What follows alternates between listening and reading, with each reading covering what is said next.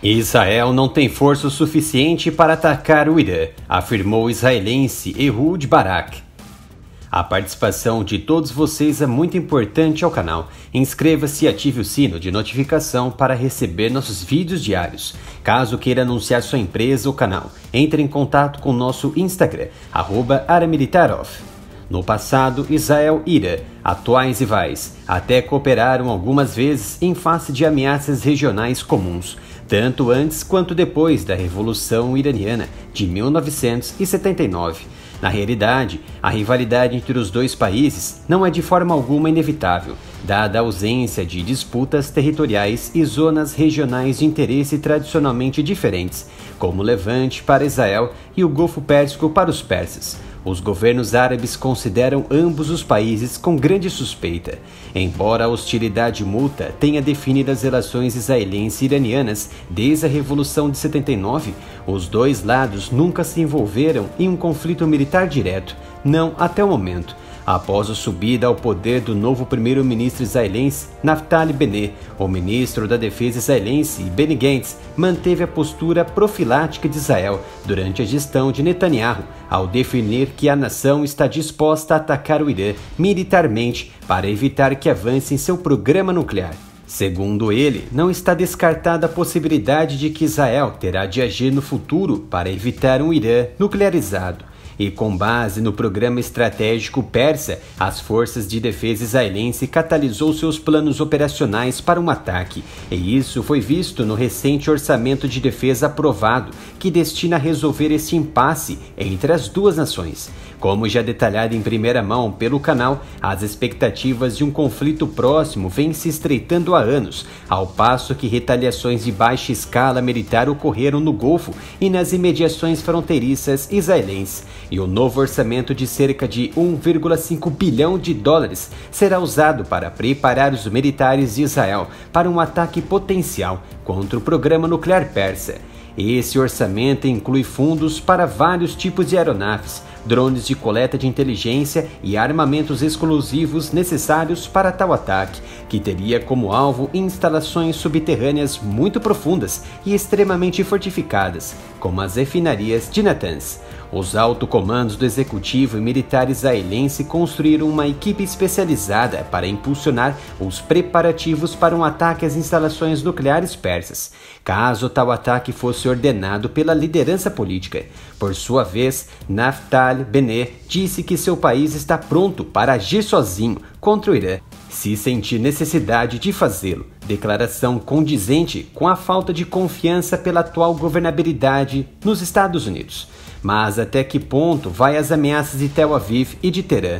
Será que Israel está realmente pronta e disposta a lançar um ataque contra os persas por causa dos avanços no programa nuclear, sabendo que tal medida provavelmente empurrará as duas nações e seus aliados para uma guerra sem previsão de desfecho? Falar de um ataque iminente e indisfarçável das forças armadas israelenses nas profundezas do território iraniano é ignorar uma norma há muito estabelecida que governa há décadas as relações Estados Unidos e Israel. Israel não pode simplesmente ignorar os desejos e preocupações de seu principal patrono, especialmente quando as prioridades na política externa dos Estados Unidos estão em jogo.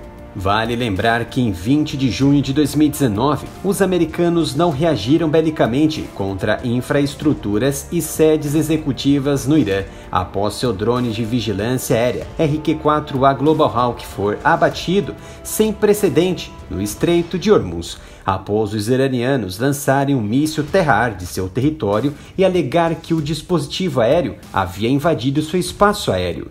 O ex-primeiro-ministro e ex-ministro da Defesa de Israel, Ehud Barak, em sua autobiografia My Country, My Life, expôs o paradigma que moldou e provavelmente continuará a moldar as modelagens dos planos operacionais e estratégicos de ação militar israelense contra o Irã. Barak destaca que no passado havia apenas duas maneiras de Israel agir. A primeira seria impedir que os iranianos obtivessem uma arma nuclear. O termo arma nuclear é definido por Barak por desconsiderar o programa nuclear iraniano, já que em seu conhecimento eles já possuem a tecnologia. A segunda era sentar e esperar os americanos agirem. E como uma estrela guia, os israelenses estão lá, parados e aguardando isso acontecer.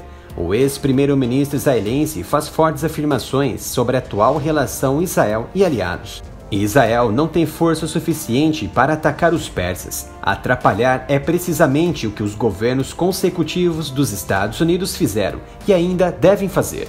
Mesmo durante o intervencionismo militar da presidência de George Bush, Israel não teve um cheque em branco para fazer o que quisesse. Como Barak observava em suas memórias, quando Bush soube em 2008 dos esforços israelenses para comprar munições pesadas dos Estados Unidos, ele confrontou Barak e o então primeiro-ministro Ehud Olmert. Quero dizer a vocês dois agora, como presidente, advertiu Bush, somos totalmente contra qualquer ação de sua parte para organizar um ataque às usinas nucleares iranianas, disse Bush, que continuou, repito, para evitar qualquer mal-entendido, esperamos que você não faça isso, e não vamos fazer isso também, enquanto eu for presidente. E eu queria que ficasse claro. É importante mencionar que, segundo Barak, Bush fez esse alerta, apesar de saber que Israel nem mesmo possuía capacidade militar para atacar os persas na época. De acordo com Barak, essa oposição ferrenha a um ataque ao Irã teve um efeito dramático sobre ele e Olmert, já que o governo Bush havia apoiado o bombardeio de Israel em 2007 ao nascente programa nuclear da Síria apenas um ano antes. Em ambos os casos, a aprovação de Washington ou a falta dela foi comprovadamente consequente. A mesma dinâmica da política externa americana continuou nas relações Estados Unidos-Israel durante a presidência de Obama.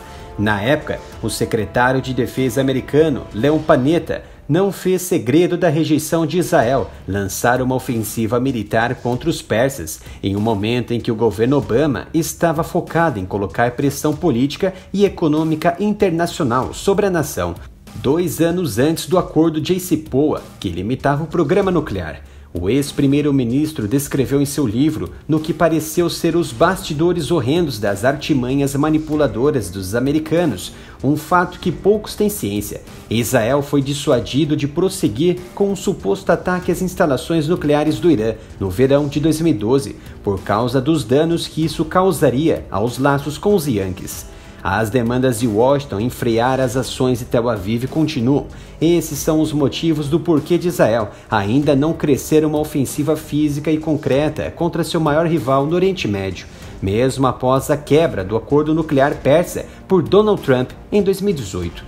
Qualquer flagrante violação israelense da soberania iraniana entrará em conflito instantaneamente com 2 objetivos que se reforçam mutuamente e que definiram a política externa rasa do governo Biden: restringir o programa nuclear do Irã por meios não militares, através dos esforços crescentes em reviver o acordo nuclear iraniano de 2015, que trouxe o refinanciamento de subsídios e acúmulo de urânios, tudo de forma secreta, e diminuir a presença militar dos Estados Unidos no Oriente Médio.